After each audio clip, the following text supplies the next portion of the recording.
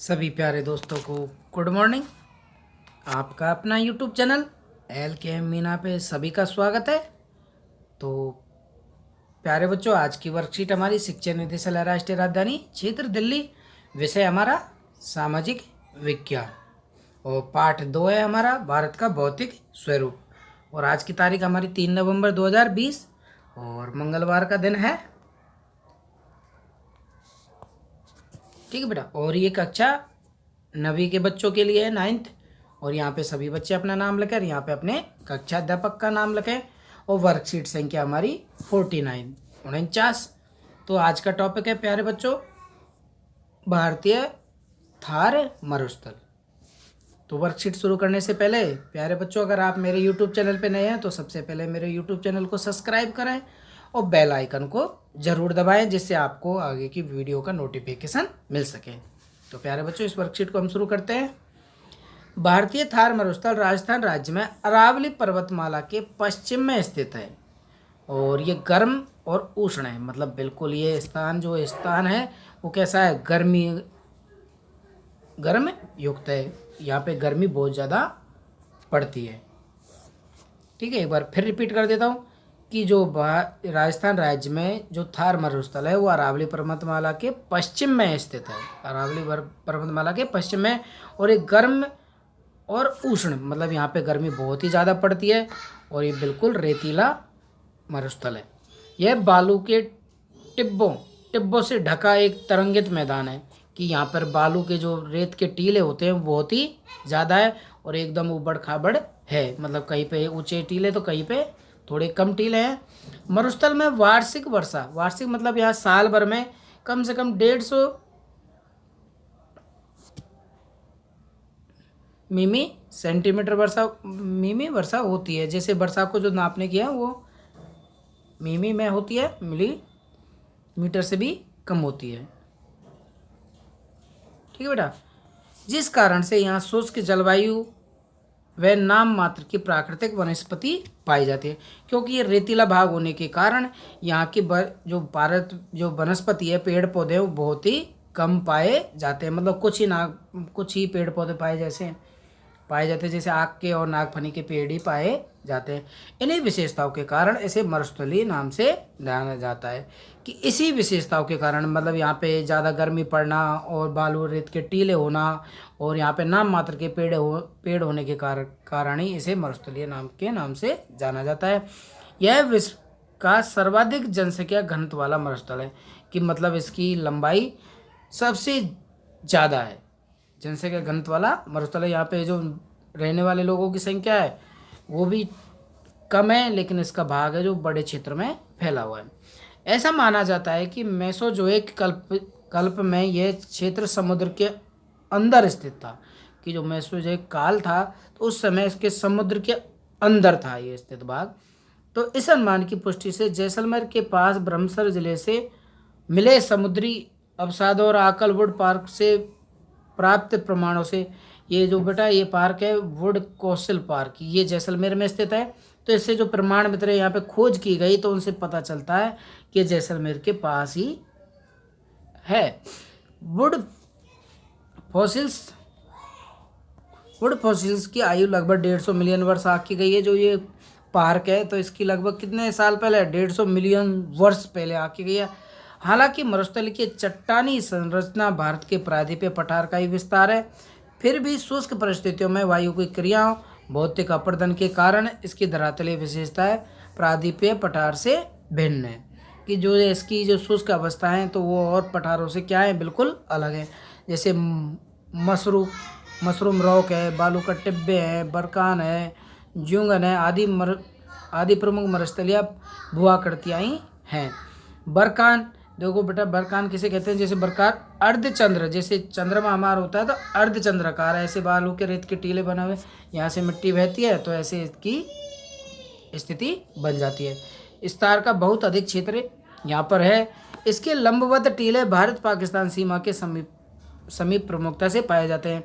कि जैसलमेर जो भारत का राज्य राजस्थान, तो उसमें जैसलमेर जिला है वो भारत के और पाकिस्तान की सीमा के नज़दीक है, तो ये टीले भी नज़दीक इसके पाए जाते हैं। जब कभी आप जैसलमेर जाए तो बरखान के समूह देख पाएंगे। कभी आपका जैसलमेर जाना हो, राजस्थान जाना हो, तो आप बरखान के इन चंद्राकार टीलों को देखेंगे। तो डाल के आधार पर भारत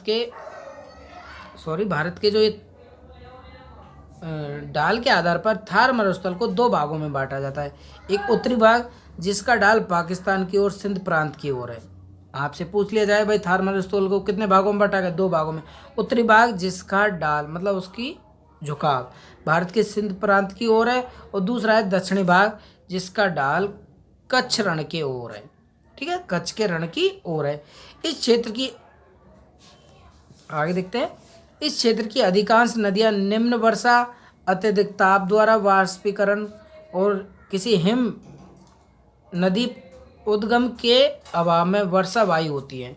कि जैसे यहाँ पे कम वर्षा होना, अत्यधिक ताप पड़ना और हिम नदी का उद्गम के अभाव में ये वर्षा वायु होती है, मतलब साल भर में ही कभी कभार बहती है। अर्थात इन नदियों में केवल वर्षा के मौसम में ही जल पाया जाता है। जब कभी वर्षा होती है तो ही इनमें जल पाया जाता है। यहाँ की अधिकांश नदियाँ अंतः प्रवाह प्रणाली का उदाहरण है, क्योंकि यहाँ की अधिकांश नदियाँ थोड़ी दूर तक ही प्रवाहित होने के साथ साथ किसी झील या नदी में मिल जाती हैं। पलाया माने मिल जाना, कि जब कभी यहाँ पे वर्षा ऋतु में बरसात होती है तो ही ये नदियाँ बहती है। ठीक है बेटा, तभी इन नदियों में पानी आता है और इनका पानी सागर तक भी नहीं पहुँचता है। पलाया मरुस्थल में स्थलीय लवणीय झीलें होती हैं। कि जो ये पलाया है ये मरुस्थल भाग है, तो इसमें कुछ लवणीय मतलब नमक वाली झील है। ठीक है, जिससे नमक प्राप्त किया जाता है। इस क्षेत्र की सबसे प्रमुख नदी है वो है लूनी। तो बेटा इसे हम याद कर लेंगे। इस क्षेत्र की जो मरुस्थलीय भाग की प्रमुख नदी कौन सी है? लूनी, जो कि मरुस्थल के दक्षिण भाग में प्रवाहित होती है। उच्च ताप से अधिक वाष्पीकरण और निम्न वर्षा जैसी स्थितियां इस क्षेत्र को जल भाव वाला क्षेत्र बनाती है। कि उच्च ताप होने के कारण और अधिक वाष्पीकरण होने के कारण और यहाँ पे कम वर्षा होने के कारण ये इस भूभाग को जल का अभाव क्षेत्र बनाती है। ठीक है प्यारे बच्चों, तो इसमें राजस्थान के थार मरुस्थल के बारे में बात की गई है। तो इस वर्कशीट से संबंधित कुछ क्वेश्चन दिए हुए तो उन्हें भी हम देख लें। सॉरी।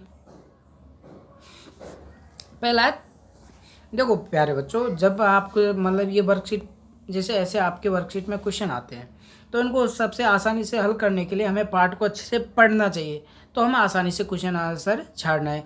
अब आप 9th क्लास में पहुंच गए हो, आपको किताबों से प्रश्न उत्तर छाड़ना आना भी चाहिए। तो आपको मैं बता देता हूँ वो कैसे पढ़ें। सबसे पहले जो ये पार्ट है यहाँ पे, ये जो वर्कशीट के रूप में दिया है पार्ट, तो इसे हम अच्छे से पढ़ लें। अगर एक बार समझ में हमारे नहीं आता तो एक बार हम दोबारा से रिपीट अच्छे से कर लें। तो पहला क्वेश्चन देखेंगे, थार मरुस्थल की अधिकांश नदियां वर्षवाही क्यों हैं? तो देखो हमने पढ़ा, ये रहा, देखो इस क्षेत्र की अधिकांश नदियां निम्न वर्षा होने के कारण, अत्यधिक ताप द्वारा वाष्पीकरण होने के कारण या किसी हिम नदी के उद्गम के अभाव में वर्षावाही होती है। अर्थात इन नदियों में केवल वर्षा के समय में जल पाया जाता है। तो इस पहले क्वेश्चन का आंसर हम ये लिखेंगे कि इस क्षेत्र में अधिकांश नदियां निम्न वर्षा, अत्यधिक ताप द्वारा वाष्पीकरण और किसी हिम नदी के उद्गम के अभाव में वर्षावाही होती है। ठीक है बेटा, अर्थात इन नदियों में केवल वर्षा के समय में ही जल पाया जाता है। तो इसको हम पहला क्वेश्चन का आंसर लिखेंगे। ठीक है बेटा। दूसरा, प्लाया से आप क्या समझते हैं? तो देखो यहाँ पे जो वर्षा होती है, देखो यहाँ पे ये रहो, यहाँ की अधिकांश नदियाँ अंतः प्रवाह प्रणाली के उदाहरण है, क्योंकि यहाँ की नदियाँ, यहाँ से लिखेंगे हम दूसरा क्वेश्चन का आंसर, क्योंकि यहाँ की अधिकांश नदियाँ थोड़ी दूर प्रवाहित होने के कारण यह किसी पलाया में मिल जाती हैं और सागर तक भी नहीं पहुँचता थी। पलाया मरुस्थलीय भागों में स्थित लवणीय झील है। बेटा क्या है ये? पलाया एक लवणीय झील है जिससे नमक प्राप्त किया जाता है। तो इसमें हम इसका दूसरे क्वेश्चन का आंसर यहाँ से यहाँ तक लिख देंगे। ओके बेटा। तीसरा क्वेश्चन है, विश्व के सर्वाधिक जनसंख्या घनत्व वाले मरुस्थलीय की कोई दो जलवायु की विशेषता बताइए। अब देखो इसमें यहाँ पे हमने पढ़ा, ये रहा कि जलवायु की विशेषता क्या है, कि ये रहो,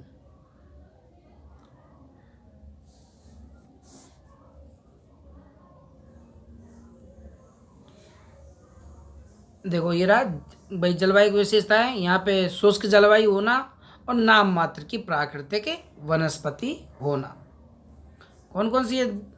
तीसरे क्वेश्चन की भाई दो विशेषता में लिखनी है कि यहाँ का भाई मरुस्थलीय क्षेत्र का शुष्क जलवायु होना और नाम मात्र की प्राकृतिक वनस्पति होना।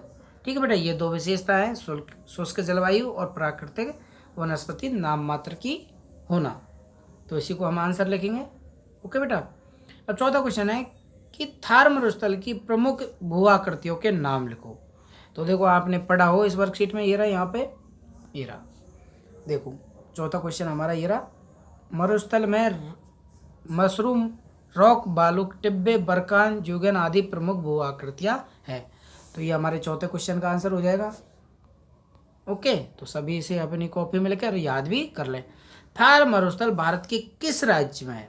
तो आपको पता होना चाहिए कि हमने किसकी चर्चा हो रही है यहाँ पे, राजस्थान राज्य की हो रही है। ओके बेटा। और जैसे आपसे जिले का नाम पूछे तो जैसलमेर, जोधपुर, ये सभी क्षेत्रों में फैला हुआ है। Okay, clear. अब हमारा छठा क्वेश्चन है कि ढाल के आधार पर मरुस्थल को कितने भागों में बांटा गया? देखो बेटा ये रहा, ये यहाँ पे ये क्वेश्चन है लास्ट पैसेज में कि छठे क्वेश्चन का आंसर है मैंने ढाल के आधार पर थार मरुस्थल को दो भागों में बांटा जाता है। पहला उत्तरी भाग जिसका ढाल पाकिस्तान की ओर है, दूसरा है दक्षिणी भाग जिसका ढाल कच्छ के रण की ओर है। तो ये हम यहाँ से लेके इसका आंसर लिख देंगे। तो मैं आशा करता हूँ आपको ये वर्कशीट इस वीडियो के माध्यम से आपको अच्छे से समझ में आई होगी। आप इस वीडियो को अधिक से अधिक बच्चों तक फॉरवर्ड करें जिससे उनका भी लाभ हो सके। और सभी प्यारे बच्चे इस वर्कशीट को अपनी सामाजिक विज्ञान की कॉपी में कर लें अच्छे से और अपने टीचर से एक बार चेक करवा लें। आगे की वीडियो देखने के लिए बेल आइकन को ज़रूर दबाएं। अगर आपको किसी इस वर्कशीट से संबंधित कोई भी क्वेश्चन में दिक्कत हो तो आप यूट्यूब पे ज़रूर कमेंट करें।